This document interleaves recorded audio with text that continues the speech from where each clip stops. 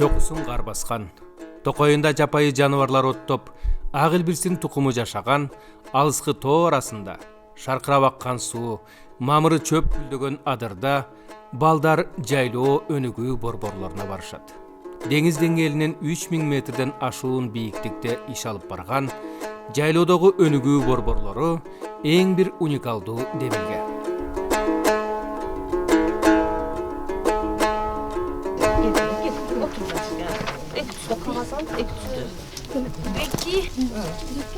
Бизге бул бала бакча жакты.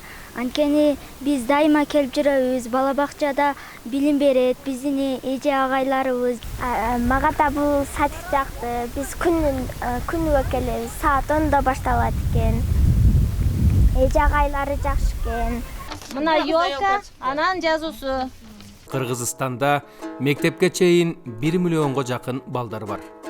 Бирок статистика боюнча алардын 25% гана бала бакчаларга барышат.